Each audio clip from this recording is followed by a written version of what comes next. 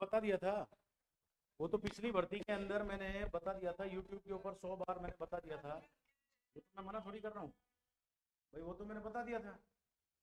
लेकिन क्या पिछली भर्ती से पहले किसी ने बताया क्या? ये तो पिछली भर्ती के अंदर जब क्या है कि जब पिछली भर्ती के अंदर एक क्वेश्चन रेज हुआ तो मैंने बता दिया था, आरपीएससी ने माना। ठीक है,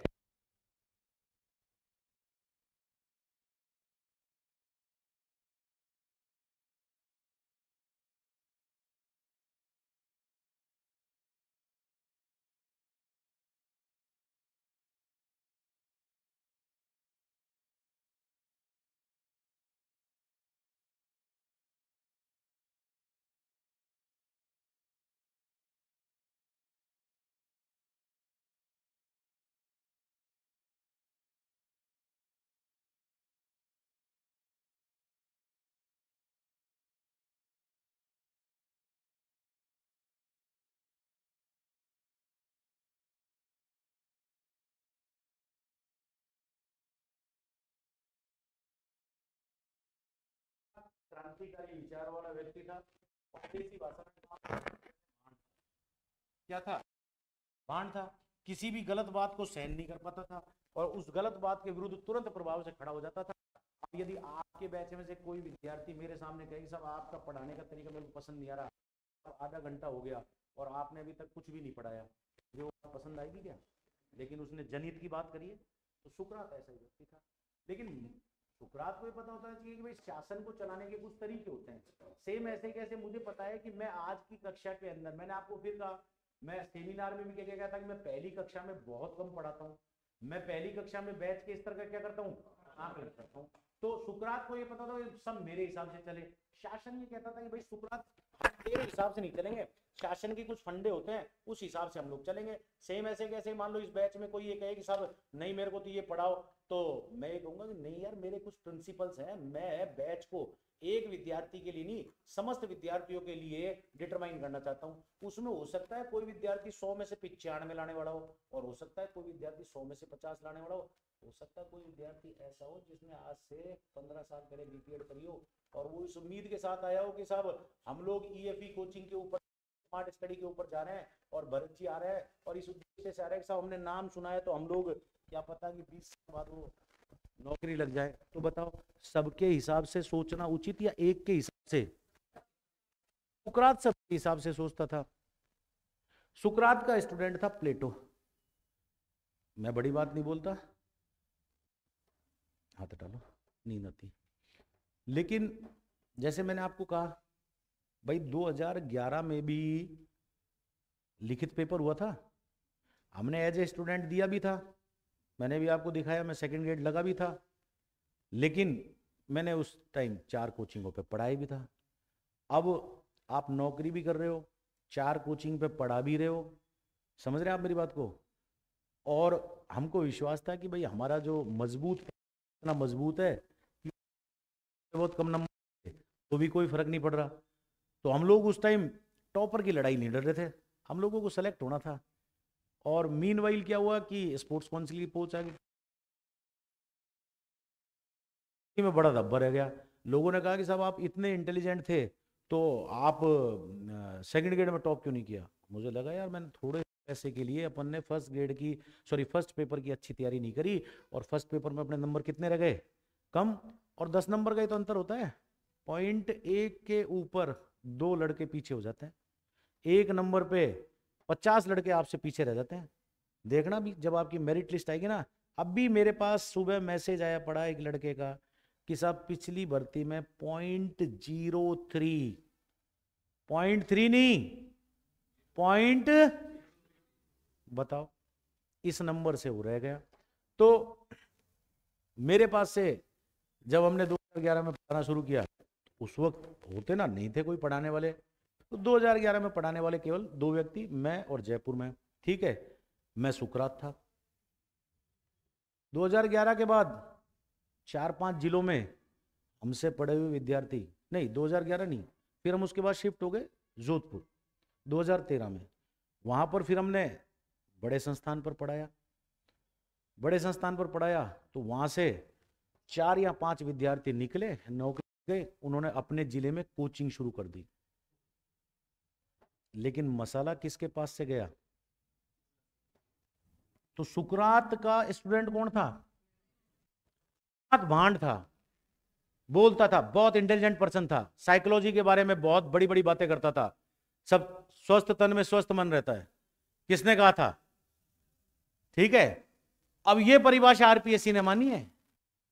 स्वस्थ तन में स्वस्थ मन, ये है परिभाषा अरस्तु की। A sound mind lives in a sound body, इसका अंग्रेजी अनुवाद नहीं है, दोनों परिभाषाएं अलग है। फिर भी आरपीएससी ने उसका अंग्रेजी अनुवाद हिंदी में क्या माना? स्वस्थ मन रहता है। स्पष्ट तौर पर a sound mind lives in sound body Thales की परिभाषा है। बहुत बड़ा दार्शनिक था, साइकोलॉजिस्ट था, और स्वस्थ मन रहता है, ये अरस्तु का था। लेकिन सुकरात क्या था? भांड था। जो जो बातें ये बोलता था, भी जानते हो, गुन्ना, सुनता सबकी है, करता अपने, और अपने मन के विचार बाहर आने नहीं देता। तो पीछे घूमता था थैला लेके, कौन?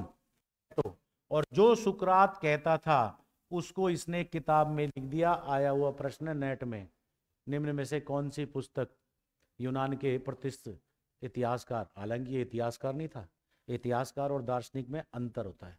हम लोग पढ़ेंगे जब हमारे यहाँ शारीरिक शिक्षा के दार्शनिक सिद्धांत आएंगे। फिलोसोफिस्ट होते थे, फिलोसोफिस्ट, सोफिस्ट बुद्धिमान लोगों को कहते थे। तो ये सोफिस्ट पर्सन थे। इसने सुकरात जो बात कहता था उसको किस में लिख दिया? रिपब्लिक में लिख दिया।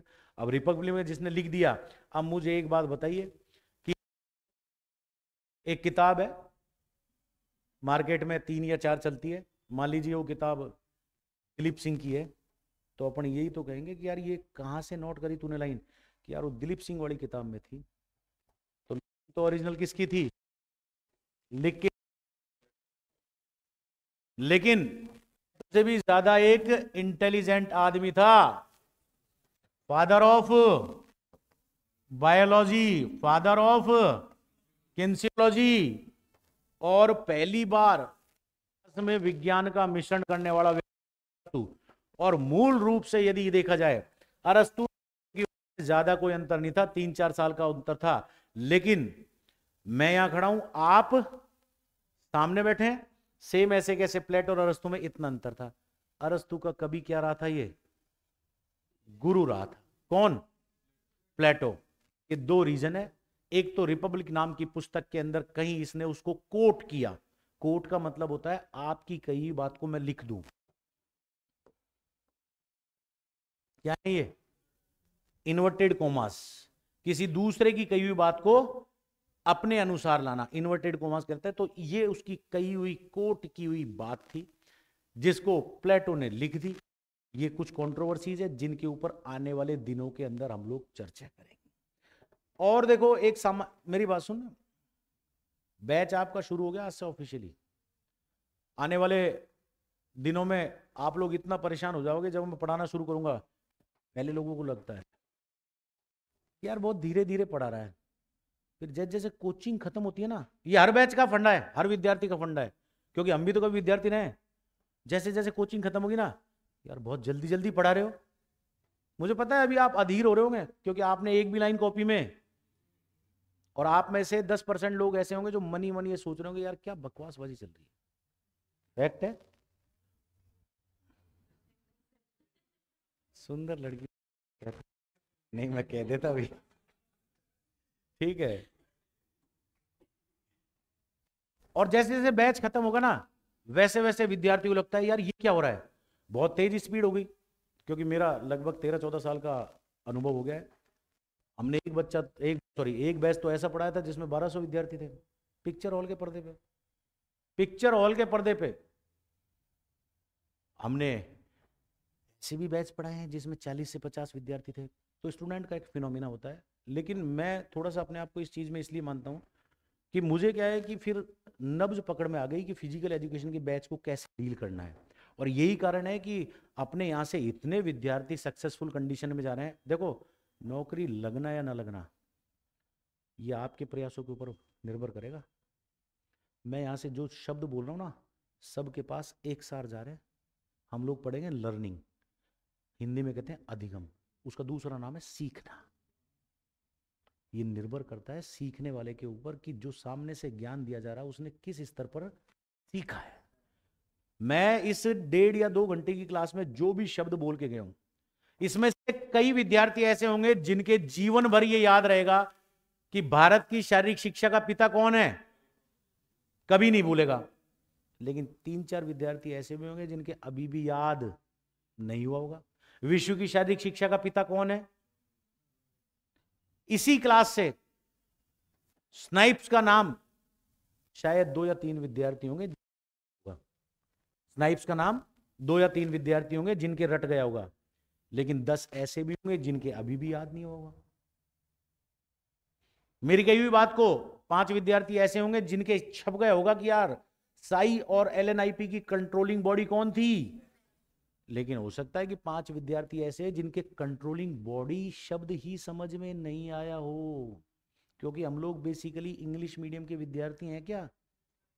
इसलिए मैंने आपको कहा था सेमिनार में, यदि थोड़ी सी इंग्लिश आप पकड़ लोगे तो आपका सिलेक्शन कोई नहीं रोक सकता। और ये मैं फैक्ट कह रहा हूं, क्योंकि मैंने आपको एक एग्जांपल दिया ना कि वो बॉस आए क्लास में, उनको यार दिखाओ क्या पढ़ा रहे हैं, और पता नहीं कौन सा एक शब्द था उन्होंने उठा के देखा स्पोर्ट्स ट्रेनिंग में, और सबसे पहले दी उसने, सबसे आगे बैठा वो विद्यार्थी। जैसे आपने देखी बहुत सारी स्लाइड्स आपके सामने अपलोड करी होगी, मैं लिख के लेके आता हूं। शारीरिक शिक्षा के विद्यार्थी खिलाड़ी हैं, हम उनसे उतनी उम्मीद रख सकते हैं कि साहब आपकी राइटिंग भी सुंदर हो, आपको अंग्रेजी भी 100% आती हो, आप हिंदी और इंग्लिश को फ्लुएंट बोल पाते हो, और सब 4-4 घंटा मेहनत भी करते हो मैदान में, तो ये पॉसिबल नहीं है। जो विद्यार्थी मैदान में एक खिलाड़ी के रूप में होता है और अपनी जवानी का वो वक्त जो उसको पढ़ाई में देना होता है, भाई 12-13 साल से हम लोग फील्ड में आ जाते हैं, और वो वक्त वो सुबह और शाम का कहाँ पर देता है, मैदान में। अब देता है तो बॉडी के अंदर से एनर्जी जाती होगी, ऐसा तो है नहीं कि 4 घंटे हम लोग पढ़ेंगे एक शब्द जिसको हम लोग आगे वेलनेस कहते हैं, वेलनेस। फिर भी हमारी एक खासियत होती है कि मैं बार बार सुंदर लड़कियों को कह देता हूँ यहाँ से हाथ हटा लो, ठीक है, नींद आ जाएगी, नहीं तो मैंने पहली क्लास में कहा था, ठीक है, उसका रीजन भी बताया था मैंने, टेम्पोरल मॉन, ठीक है। तो हम लोग ये उम्मीद नहीं कर सकते कि साहब हमारा विद्यार्थी यहाँ से, अच्छा शब्द इतने क्लिष्ट आते हैं, क्लिष्ट का मतलब जटिल आते हैं, जैसे अभी हमने 2 या 3 शब्द यहाँ पर पढ़ लिए, ये sound mind lives in a sound body, और हिंदी में इसको आज तक हम स्वस्थ तन में स्वस्थ मन समझते हैं। स्वस्थ मन किसकी परीक्षा है, अरस्तु। मानी आरपीएससी ने किसको, फ्लैट। और साउंड माइंड लिव्स ए साउंड बॉडी किसकी परीक्षा है, ये कंसेप्ट क्लियर कर लेना, क्योंकि ये चीजें ही आपको डिटरमाइन करेंगी। डेली एक भी फोन नहीं आता, और जब क्लास शुरू करते हो ना यही फर्क होता है, एक फोन नहीं आता किसी का। जब ऐसे कैसे, जब आप कोचिंग पढ़ाते हो, आ जाइए, तो कोचिंग पढ़ाते हो ना, तो कितने लड़के कि सर एक बार नौकरी लग जाना तो आपको नहला देंगे, और कितनी लड़कियां सर आप कैसा नहीं याद रखेंगे, एक नहीं आता है पलट के। और नौकरी से पहले तो मिनट मिनट में फोन कि हे भगवान, हे देवता, तू ही माता है। और उसके बाद है हम तो अपनी मेहनत से लगे, बकवास करके जाता था, फीस दी थी वहां पे, तो ये प्रकृति का फंड है। तो आने वाले दिनों के चीजों के ऊपर फिर आपको कह दूं, बिल्कुल आप अधीर मत होना। मैं आज आपके बैच के स्तर का क्या कर रहा हूं, हाँ, पढ़ाना तो मुझे अब है ही है, क्योंकि मुझे वहां से यहाँ कर आना है, तो जितने कम चक्कर लगेंगे उतने कम चक्करों में मैं प्रयास करूंगा। अच्छा आप नए हो, यहाँ हाथ नहीं लगाना कभी भी, ठीक है, मैं प्रयास करूंगा, लेकिन फिर ध्यान रख लेना कि मेरे पढ़ाने का एक तरीका है, मैं किसी भी चीज को यहां से डालकर यहां सेट नहीं करता, उसको कहां सेट करता हूं।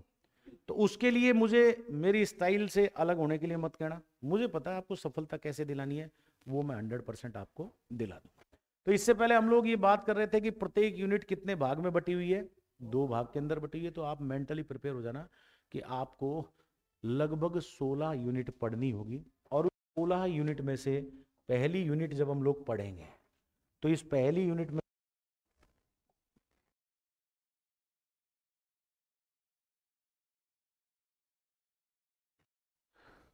ये पहली यूनिट क्या कह रही है, पूरे सिलेबस को विस्तार पूर्वक आपके सामने रखूं या केवल इसी यूनिट के बारे में चर्चा करूं, पूरी को रखें।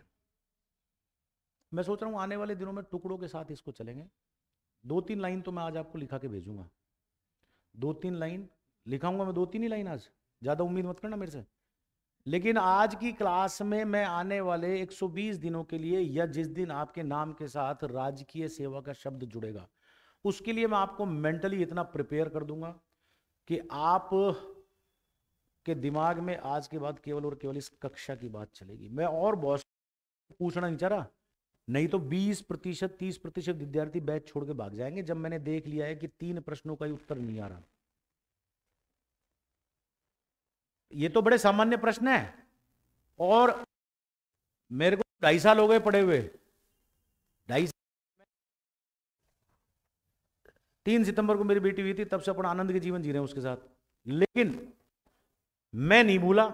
अब यदि आप में ये पता हो कि पहला ओलंपिक कब हुआ, कहां पर हुआ, दूसरा ओलंपिक, तीसरा ओलंपिक, चौथा ओलंपिक लंदन, 5वां ओलंपिक स्टॉकहोम, 6ठा ओलंपिक 1916, 7वां ओलंपिक 1920 एंटवर्प। भारत की प्रथम एंट्री कौन से ओलंपिक से हुई? 1920। बड़ा सामान्य सा प्रश्न। भारत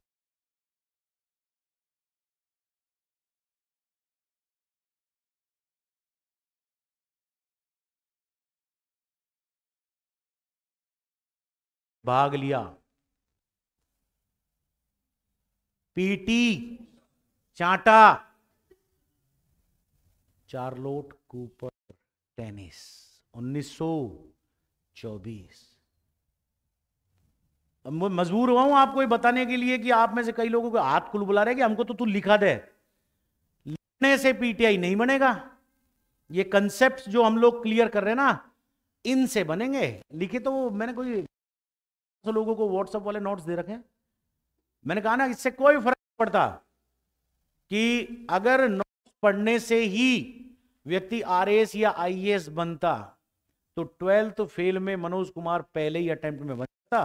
वो आईएएस बना था उसके इंटरव्यू से, उसकी इंटेलेक्चुअलिटी। इंटेलेक्चुअलिटी किसको कहते हैं? बुद्धिमत्ता।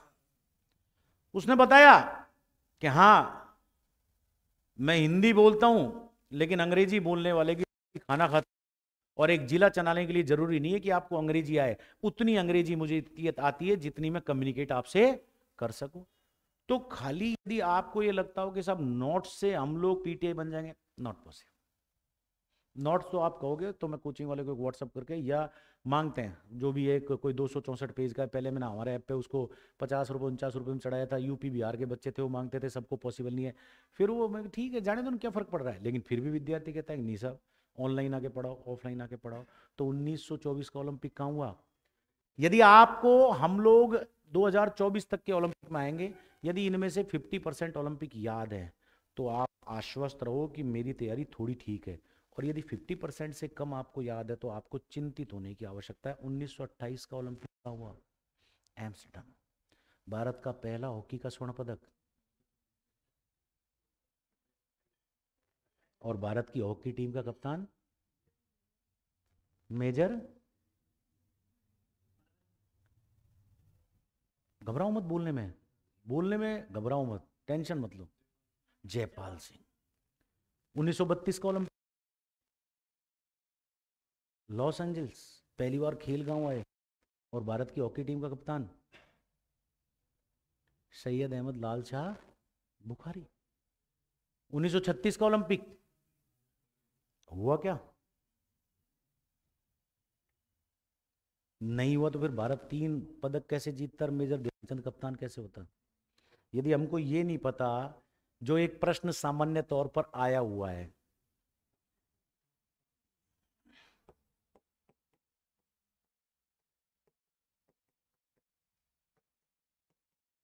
प्रश्न थोड़ा सा चेंज करो। कौन कौन से ओलंपिक, और एक शब्द जो मैं कह रहा हूं, खाली लिखने से नहीं होगा।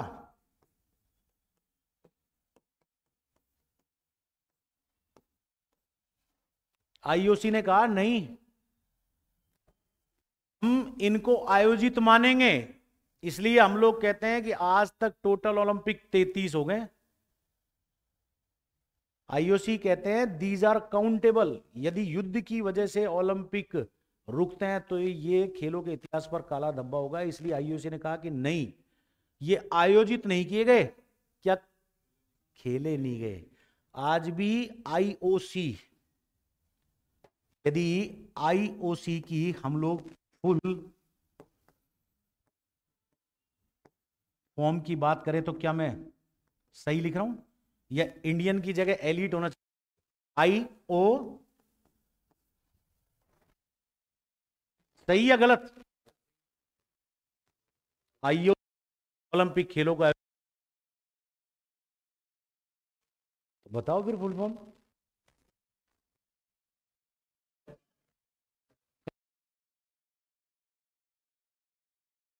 सपोर्ट नहीं, हाँ या ना? तुम बोल नहीं रहे हो, इसका मतलब तुमको ये भी पता था भारत की शारीरिक शिक्षा का पिता कौन है और विश्व की शारीरिक शिक्षा का पिता पता था ना? तो फिर ये कैसे पता, इतना कठिन प्रश्न? हमें तो ये पता है, ये इंडियन ऑयल कॉर्पोरेशन होता है, इंटरनेशनल ओलंपिक कमेटी। ये कहती है कि नहीं साहब, हम इसको आयोजित मानेंगे, अयोध्या ये काउंट है ओलंपिक टेबल में, लेकिन शब्द क्या लिखा, खेले नहीं गए। तो निम्न में से कौन कौन से ओलंपिक, या थोड़ा सा प्रश्न चेंज कर दूं, एक दूसरा प्रश्न। ये मैं आपको इसलिए बता रहा हूं क्योंकि प्रश्न कैसे बनते हैं और कैसे बाइफरगेट होते हैं, ये एक लाइन में आपकी कॉपी में लिखाऊंगा, ये ओलंपिक खेले नहीं गए, लेकिन इन्हीं को हम लोग कैसे चेंज कर सकते हैं, दूसरा इस पे कैसे बनता है। निम्न में से कितने ओलंपिक खेले नहीं गए? 3। अब प्रश्न को मैं चेंज कर रहा हूं, ये प्रश्न आया हुआ है, आया था एक ऑप्शन के बारे में, मैंने थोड़ा सा मिक्स कर दिया, ठीक है? या फिर इसको यदि मैं हटा दूं तो मैं ऐसे कर देता हूं, निम्न में से कौन सा ओलंपिक खेला नहीं गया साल में?